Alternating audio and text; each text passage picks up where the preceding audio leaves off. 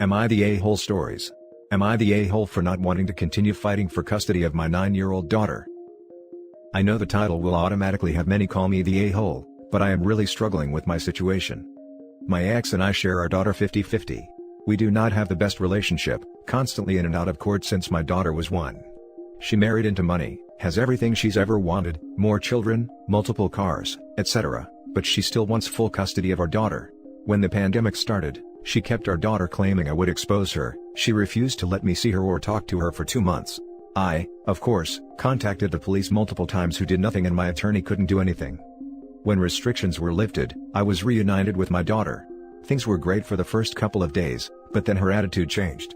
She was always sad and crying. Took a while, but my wife and I were able to create a safe enough space for her to share her feelings. Long story short, what she shared made me report it to CPS with the consultation of my attorney. When CPS finally got involved, the investigator found nothing, but my ex essentially blamed everything on me. Apparently during the time my ex didn't allow me to see my daughter, she had our daughter write a diary of how unhappy she was with me and my wife, how mean and horrible we are to her, what we do to her, all of which are complete lies. The CPS investigator confirmed that's what my daughter said, and has the diary as proof. We were being charged with all these allegations, and we lost custody. When it was time to say goodbye, my daughter was sobbing saying that she was sorry for lying. She explained that her mother made her write those things. She said it's easier to live with mom than with me, because if she stopped loving me and my wife, her mom will be happy. Now guys, this is where I'm so torn. I love my daughter, but this has been happening since she was an infant. Her mom makes false reports on how I do all these bad things. I have to constantly prove my innocence in court, drop thousands of dollars in court fees, for the judge to always order me to do anger management or parental courses. My attorney says I will have to do a step-up program under supervision to see my daughter again. I have to talk to a therapist, take more courses, get counseling for me and my wife, among other things. This still doesn't ensure that I will be able to see my daughter again. My attorney also says that if given custody back, I will have to be very careful with my daughter, because since she made these allegations, the next time mom wants to try something, they will automatically take her away and I could face jail time. I'm exhausted, so tired of this uphill battle for me to constantly get pushed back down. I wonder if it would be easier, not only on me, but my daughter. Eliminating me from her life could make it easier on her. Again, I know I sound like an a-hole, I probably am.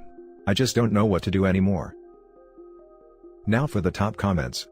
Not the a-hole. Seriously man, you are not an a-hole for putting yourself first, after being defeated against impossible odds. It is too much for you to handle, and there is nothing wrong with admitting defeat and re-establishing a relationship with your daughter at say 18, or maintaining one over the internet or phone. Unless of course she is being abused by your ex-wife, I don't think you deserve to be judged for giving up on this battle. My hope is that I have established a strong enough foundation with her. I fought for the last 8 years, creating this strong bond with her. She knows I love her no matter what, and that her door is always open. Nothing can change what we feel for her. I hope when she is old enough, she will seek a relationship with me. Talk to her and try to explain why you are forced to abandon your battle. Also be sure to talk to her and not make her feel as if you have forgotten her. Also, if anything could be arranged for visitation, do look into it. P.S. Why wouldn't she tell the court that she was forced to lie, and that her mother coerced her to commit perjury? I did talk to her. We all sat down as a family and explained the situation as best as we could. We are waiting to see if mom approves visitation. If she does, she explained that she's too scared to tell the truth, that mom made her lie. Her mom explained that if she were to tell the truth, they'll lose all their money, their cars, and all of her toys. I have no grounds to give advice or judge you. I'll share my idea and you can tell me back if I'm crazy or an a. Make a pact with your daughter. Keep however many visitations you are allowed and play your wife's games. Tell your daughter how much you love her, but you will step back and stop this war. Every time you see her, tell her how much you love her, and keep in touch. In 5 years or so, she will have more power to decide what she wants. Don't disappear from your daughter's life, but show to her that you never stopped loving her, and that you will never forget her. 9 years old are already smart and they are aware of things around them. What is wrong and what is right. Make sure that there is no doubt in her mind that you love her wholeheartedly. Keep in constant contact with her, like getting her a cell phone or something, so you can call or chat with your daughter. Give her a plushie or something cute, so that she can remember you by. Not the a-hole. If you're facing the possibility of jail time, but I agree, continue to show and tell her that you love her unconditionally for the rest of her childhood. If you aren't able to spend time with her in the same physical space, do video chats, write letters, email, call, message, weekly, at least. Send her packages for special occasions, but also just when you see things that remind you of her. Share things about yourself, and ask about her so she still feels like you know her, and she knows you. Do not stop the communication, even if it's only one way. If for some reason you don't think she'll see these communications because your ex will intercept, then keep a record/copy of any communication, or gift to give to her at a later date. Every letter, email, or gift you would have sent. Good luck, OP. The next story is titled, Am I the a-hole for kicking my brother out when he yelled at me for having a baby? I have 2 kids, from 2 previous relationships, and I'm now with my boyfriend, who also has 2 kids from a previous relationship. We both have full custody, and we've been living together for about 2 years now in a 3-bedroom house, and while on paper it might sound like we're kind of crammed in here, we're really not, as each room is large enough that if you split it in half, you'd still have an above-average sized bedroom. I'd say on the whole, we're comfortable enough when it comes to money/lifestyle and can adequately provide for the kids, but we're not rich. My boyfriend and I had previously agreed on not having additional children, as the 4 we have are already enough, but a month ago I found out I was pregnant. I told my boyfriend, and we talked and decided to keep the baby, but this is absolutely the last one. My brother, 3 years my senior, just got kicked out by his wife. We agreed that he could stay with us. He came here about a week ago, and we said he could stay on the sofa bed until November. We told our kids, and my brother, about the baby yesterday at dinner. Kids took it great, brother didn't, as he said, "Are you freaking kidding me?"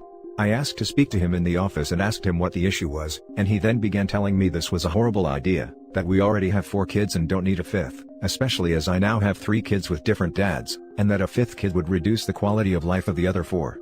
I told him it doesn't work like that, and he said as the oldest of 4 kids, he can confirm it does work like that, and having 5 kids was unjustifiable because it means less time/resources for the others, especially given the size of the house. I said give me one example from our childhood where someone went without because of the number of children, and he responded that he didn't get to go on the school ski trip in his final year of secondary school because our sister had to go to A&E, ER/emergency room, the morning of the trip, so he missed the bus. I told him that was 15 years ago, grow the hell up. He argued that he was shoved aside, even though our parents were wealthier than me and my boyfriend, and mom was a stay-at-home mom, and that we didn't even want a 5th kid initially, and we had options that we could look into adoption/termination, and I told him to get out of my house. That was last night. We're now into the next day, and while my boyfriend supports my choice, both brothers and my parents have called me to say I was a jerk. It was one disagreement, and while they know my brother overstepped massively, I shouldn't have kicked him out or told him to grow the hell up, as both of those things were too far, and he's now stuck in the only available hotel, which is nearly £100 a night, and not in his budget long term, and I've put him in a difficult position over a conversation that my family feel was justified, as he's concerned about me/my kids. Am I the a-hole for kicking him out? Info: my brother never had to parent anyone.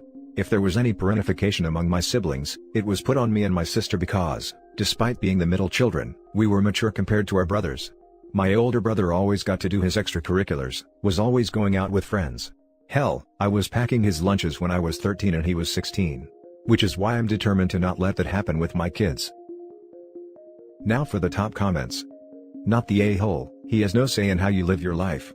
Warning, personal opinion though, I must point out, 5 kids, and promising, this is the absolute last lol, my goodness then get it nipped, I am stressed out for you handling 5 kids. Yeah, we know it's not great, lol. I actually found out I was pregnant at my appointment to get the birth control implant put in. Boyfriend has promised to get the snip ASAP. Okay, then that's good. I wish you luck and nerves of steel, as any parent should be gifted with. Info: can we know why his wife kicked him out? I personally feel the answer could affect my decision on the situation. I know she kicked him out because he cheated, but he says she also cheated on him and that he didn't really cheat, so it sounds like he came close but didn't. However, I have no proof for either side. Not the a-hole for kicking him out. If he wanted to impose and to stay with you, he should have been polite. Better yet, he should have not done whatever he did that caused his wife to kick him out. However, your brother is correct that more kids means each kid gets less. I mean, you don't magically get more money and time with each kid. With 4 kids plus BF and you, assuming you give yourself time and your BF time, everyone gets 1/6 of your resources. With the 5th kid, everyone will get 1/7.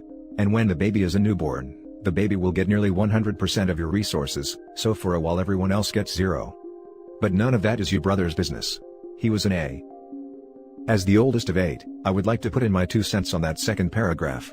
My parents did a great job of giving all of us attention and not putting extra pressure on me to raise my younger siblings. I might not have gotten quite as much time with my parents as I would have as an only child, but I have all of these great siblings I am very close to, in addition to my parents. The 1/7 of mom's time can be balanced out by having so many playmates at home. I think you can have a healthy or unhealthy family just as easily with few or many kids, as long as finances aren't the issue. Now for the last story. Am I the a-hole for telling my sister to shut the hell up after she constantly tries to parent me? Backstory: my sister moved back in about 8 or 9 months ago, since she couldn't afford her apartment, and her college is fully online now. She hasn't lived at home since she was like 20 and I was 13, and other than Thanksgiving or Christmas, I rarely if ever saw her. I am now 18 and she's 25. Since moving back in, she has tried really hard to be a second mom to me. Like, I get being sort of like a parent sometimes, because I mean she was, when I was really younger and had to watch me from time to time, but holy crap is it annoying now. We all work full-time jobs, so most of the time, we are too busy to deep clean the house or consistently do the dishes, or really anything until one of us has the days off. Some tasks my mom tells me to do I forget, and don't do it till a couple hours later, and I admit that is my fault and my mom is pretty chill about it, but my sister needs to get all up in arms, and how what I'm doing is disrespectful, and how I am being rude. Main story: about 2 days ago while at work, my mom texted me to take out the trash before I go to bed, and when I got home, everyone was already asleep. I totally forgot to take it out and apologized to my mom and she was fine with it. But yet again my sister had to make a big deal out of it and said that I'm being super disrespectful, and how my attitude can never work in the real world. This is where I might be the a-hole. I said, "Can you please shut the hell up? You're not my freaking mom, so get off my butt." I just went to my room after that, cause I really didn't want to hear her scream about how entitled I am, or how I am disrespectful. When I got home from work yesterday, my PS4 and cable box weren't in my room, and my sister grounded me for being, you guessed it, disrespectful. I was pretty mad at this point and asked my parents to get my stuff back, which they did, but said I was way out of line for my comment and then made me apologize to her. She didn't need to apologize for literally stealing my stuff and grounding me. Am I the a-hole? Now for the top comments. Not the a-hole, but you need to call a house meeting, and sit everyone down and lay down some ground rules. You and your parents have been growing up together. I mean, you've been growing up and they've been growing their treatment of you up this whole time, and your sister has been left 5 years behind. So, catch her up. You're an adult now, and only your parents get to give you orders. She's your sister, not your babysitter, and you don't owe her any respect that she doesn't return. However, given the fact that she did take care of you when you were younger, you do need to cut her some slack. She took responsibility for you, to the benefit of all, so give a little, and let her catch up. I get your point, but not every situation in which an older kid is sometimes in charge of the younger ones is branification. Using it in this way diminishes actual situations where kids are given inappropriate responsibilities. Not the a-hole. Your sister isn't making it in the real world either. She moved back in. She's insecure about that, and is taking it out on you. Your parents are absurd though for allowing her to take your stuff and ground you. They are giving her power over you, and that's messed up. Address it with the parents. If they do nothing next time, call the police. She isn't a parent. It is theft. She never did college, but she hated her job that she was doing when she moved out and started college when she was 23. Not the a-hole. You don't owe her much respect if she's treating you like that. I'm not sure your sister understands that you don't answer to her either. Just ignore her next time if possible. Can you lock your room? This a million times. I came home from school one day to my elder sister just sitting in my bedroom floor using my things. She was asking for hair products and all that. I didn't say anything to her because she would have blown up. I just bought 2 giant C-hooks, screwed one to the door, one to the wall, and padlocked them. The problem wasn't mine anymore. And that's it for this video, guys. If you have thoughts to share, leave a comment below. Don't forget to hit like and subscribe if you like this content. I'll catch you in the next one. Good day everyone.